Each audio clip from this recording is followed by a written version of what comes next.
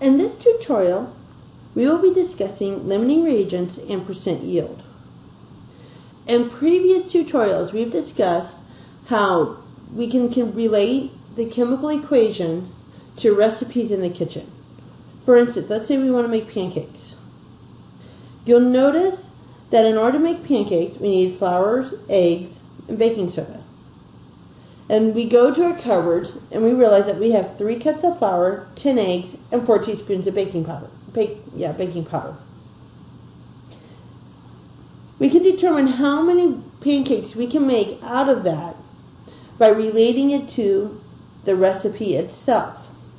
For instance, if we have 3 cups of flour that we're going to use, for every 1 cup of flour, we can make 5 pancakes. That gives us a total of 15 pancakes. If we use all 10 eggs, we can make 25 pancakes using these ratios. And with the baking powder, we can make 40.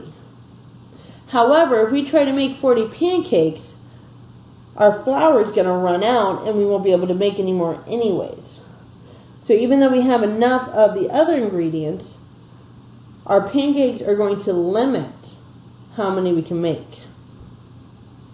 And that's how we get the term limiting reactant.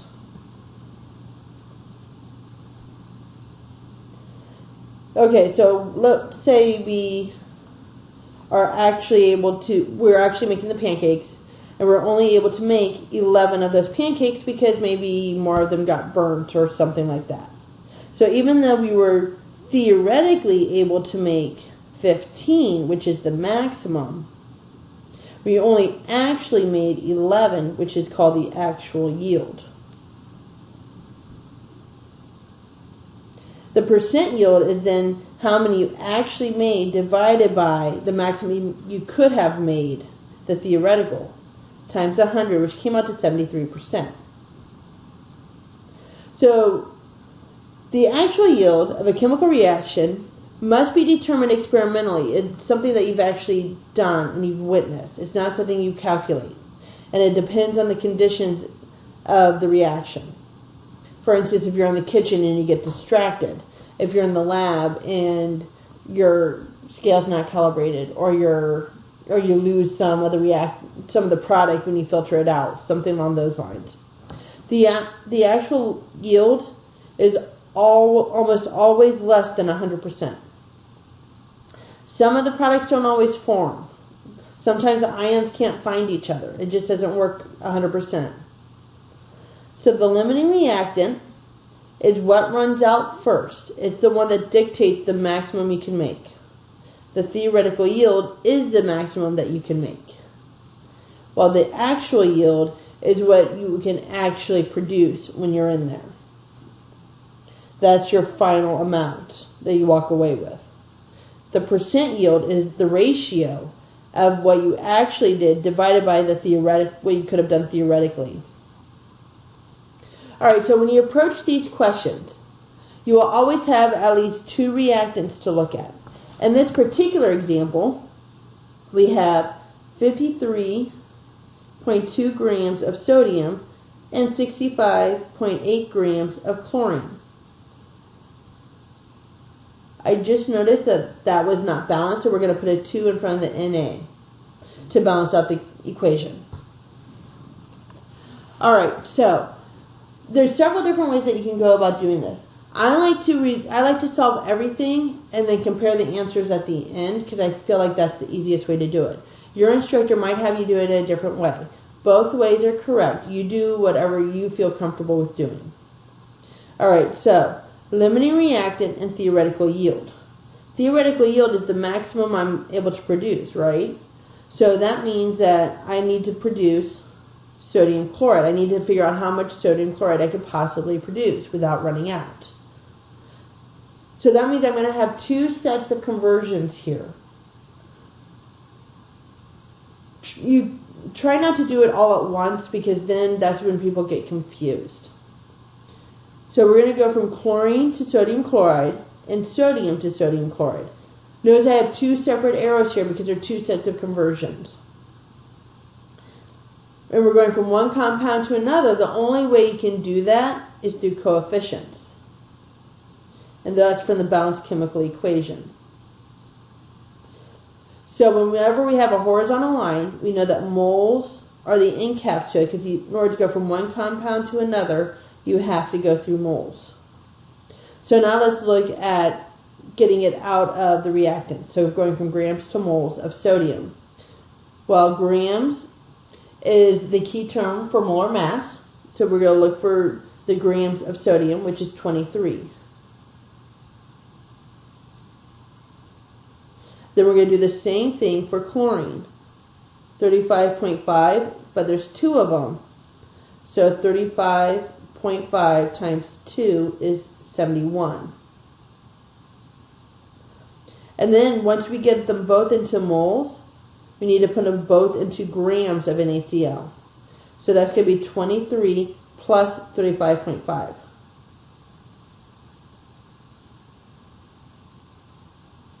Which comes out to be 58.5 grams per mole. Running out of room. 58.5 grams per mole. Alright, so here's our plan. 58.5 here. Alright, notice we have two sets of equations here. We have one for Na and one for Cl2. We'll do Na first. It doesn't really matter which one you do first. I'm just picking Na. So grams of Na over 1. We are right here. We're trying to get here. So to go from grams to moles, you're going to use molar mass. But where you're going from is on the bottom. Where you're going to is on the top. So grams is 23. And that's 1 mole. So we're going from moles of Na to moles of NaCl. Where we're going from is moles of Na. Where we're going to is moles NaCl. In order to do this, we use the coefficients. There's a 2 here that wasn't written. So there's 2 here and a 2 here. And then we're going to convert it over to grams. So 1 mole of NaCl, we're right here, to grams of NaCl, that's 58.5. So it's going to be 53.2 divided by 23 times 2 divided by 2 times 58.5 to give me 135 grams of NaCl. Now we have to go through the same process for the chlorine. So we start off with 65.8 grams.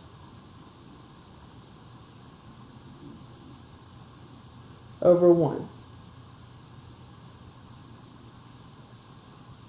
We're here and we're trying to get to moles of Cl2. So grams, Cl2 is on the bottom, moles, Cl2 is on the top. 71 goes with grams. 1 goes with moles. Now we're here and we're trying to get to the moles of NaCl. In order to do that, we're going to use the coefficients. So moles Cl2, moles NaCl. There's 1 for chlorine and 2 for NaCl. Then 1 mole NaCl is on the bottom of the next one, so it cancels out. That's where we're coming from. We're right here right now. We're trying to get to grams of NaCl. We're going to use the molar mass for that.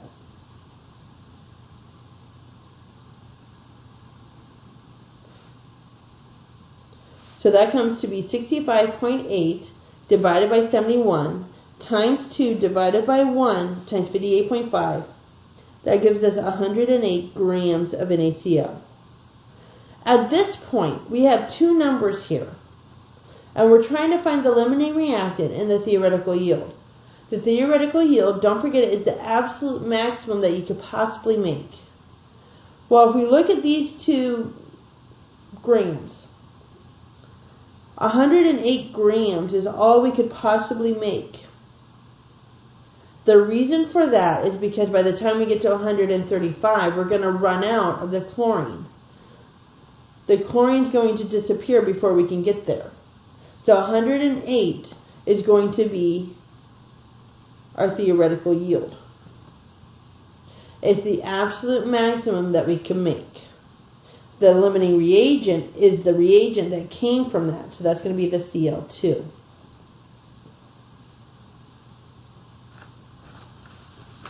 So let's figure out the percent yield for this. Let's say that we have 86.4 that we were actually able to get in the lab.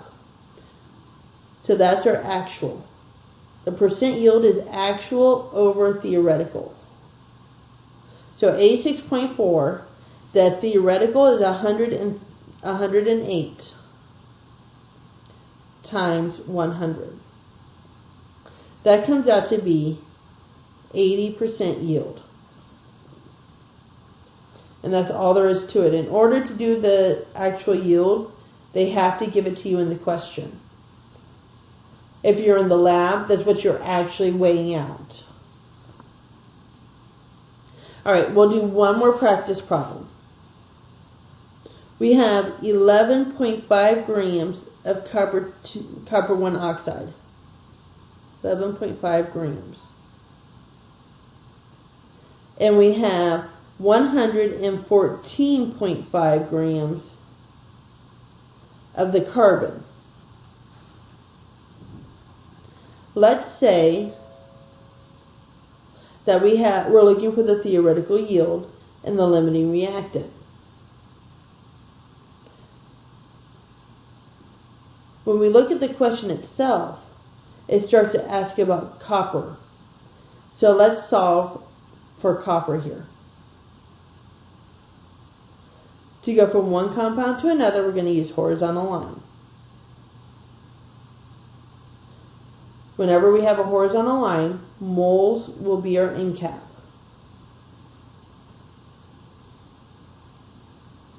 Because in order to go from one compound to another, you have to go through moles. In order to go from one compound to another, you have to go through coefficients. We're using our coefficients to do that. Alright, so let's set up the rest of this. We're going grams to moles of the Cu2O4. Grams is the key term for molar mass. So that means we need to figure out the molar mass. So we have copper and we have oxygen. So copper is Cu, and we have 2 of them. And that's 63.5.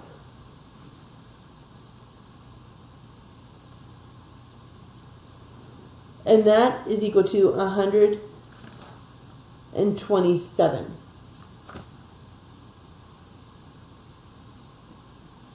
And then we have 1 oxygen at 16. So that's going to equal 16. So 127 plus 16 is 143 grams per mole here.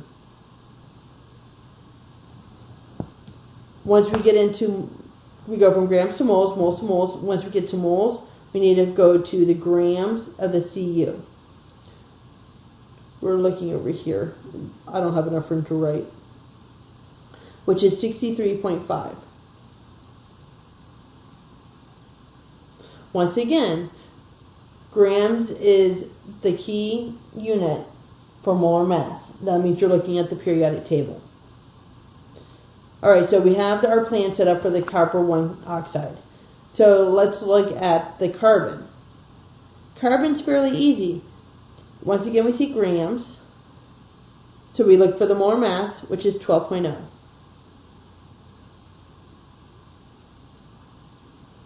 So that means to go from grams to moles of carbon, we're going to use 12.0. And then we're going to go from moles to moles, and then moles to grams, using 63.5. Alright, so here it is set up again. A little bit cleaner. We're starting off with 11.5 grams of Cu2O and 114.5 grams of carbon. Notice that there's 2 horizontal lines here.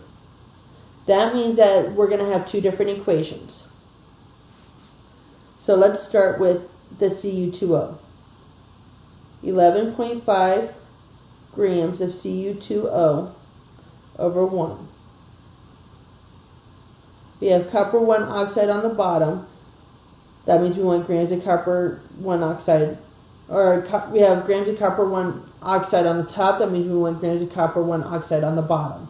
Where you're coming from is on the bottom. Where you're going to is on the top.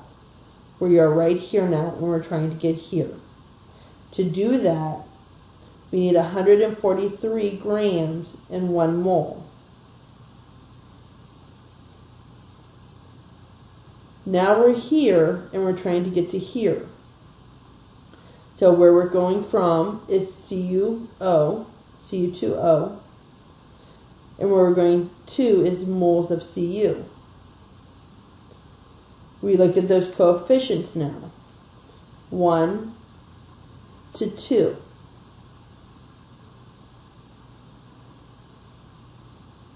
So, moles of Cu go on the bottom of the next one, because we're right here where you're coming from to where you're going to. We're going to grams of Cu.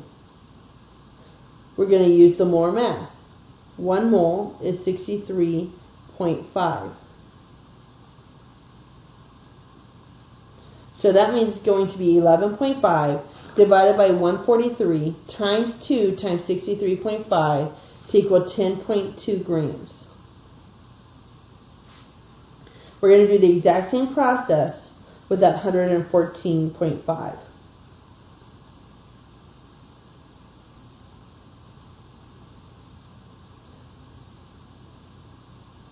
We are right here, we're trying to get to here. So we have grams of carbon on the top. I want to put grams of carbon on the bottom of the next one.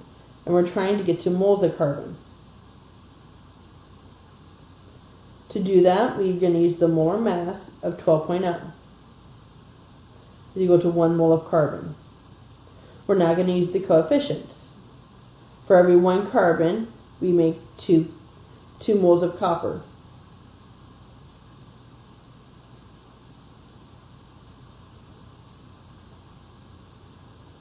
And from here, we want to figure out the mass of the copper. So we're right here. We're trying to get up here. So 1 mole of copper, we're going to use the molar mass of 63.5.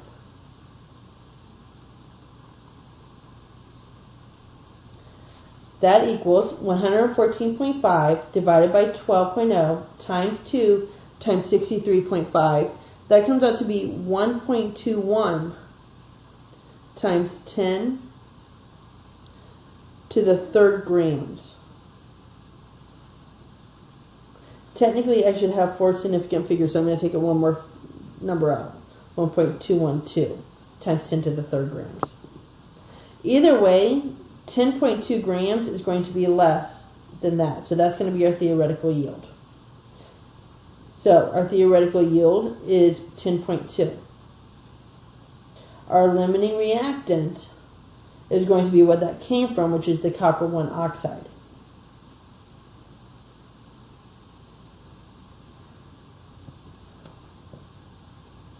And finally, let's figure out the percent yield for this. We have 8.74 grams that we actually got. We're going to divide that by 10.2, which is the maximum we could have gotten. And then we're going to multiply that by 100. That gives us a percent yield of 85.7%. And that's how you do limiting reagents, theoretical yield, and percent yield.